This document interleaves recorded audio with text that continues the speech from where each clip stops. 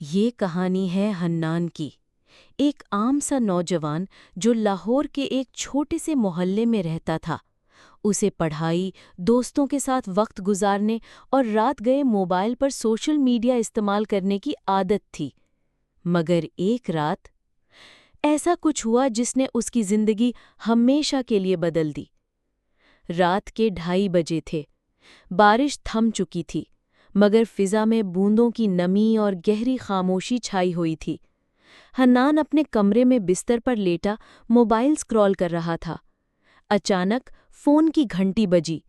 Screen पर एक अनजाना नंबर था, +000123।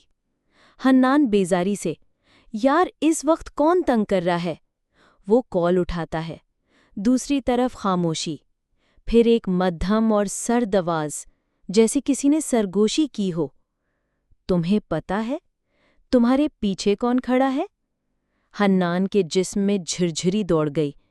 उसने पलटकर कमरे के कोने की तरफ देखा, मगर वहां कुछ नहीं था। हन्नान गुस्से से, कौन हो? मजाक बंद करो। उसने कॉल काट दी, लेकिन फौरन फोन दोबारा बज उठा। इस बार भी वही नंबर। हन्नान घबराकर, कौन हो तुम? क्या चाहते हो? आवाज मध्यम, टूटी हुई, भाग लो वरना देर हो जाएगी। फोन बंद। हन्नान कांपते हाथों से फोन मेज पर रखता है, लेकिन फोन खुद ब खुद फिर बजने लगता है। इस बार स्क्रीन पर नंबर नहीं, बल्कि हन्नान का अपना नाम लिखा था, हन्नान कॉलिंग। हन्नान मध्यम आवाज में, ये कैसे हो सकता है? वो हिचकिचाते हुए कॉल उठाता है। दूसरी तरफ उसकी अपनी ही आवाज, मैंने कहा था ना, तुम्हारे पीछे खड़ा हूं। हन्नान का रंग फक हो जाता है। वो झट से आईने की तरफ देखता है। आईने में उसका अक्स मौजूद है, लेकिन अजीब बात यह है कि वो अक्स खौफजदा नहीं, बल्कि मुस्कुरा रहा है, एक शैतानी मुस्कुराहट के साथ। अगली सुबह हन्नान ने अपने दोस्तों को सब कुछ बताया। काशिफ, जुबैर और आमिर पहले तो हंसे, फिर जब उसके मोबाइल ने खुद ब खुद कॉल लगाई और स्क्रीन पर लिखा आया काशिफ कॉलिंग, सबके होश उड़ गए। हन्नान ने कांपते हाथों से कॉल रिसीव की। दूसरी तरफ काशिफ की ही आवाज, लेकिन सरगोशी में, मैं तुम्हें देख रहा हूं। दोस्त सब एक दूसरे को देखने लगे। ये कोई आम मजाक नहीं था। जुबैर घबराकर, ओए ये क्या हो रहा है? फोन बंद हो गया, लेकिन स्क्रीन पर एक जुमला रह गया, नेक्स्ट इज यू।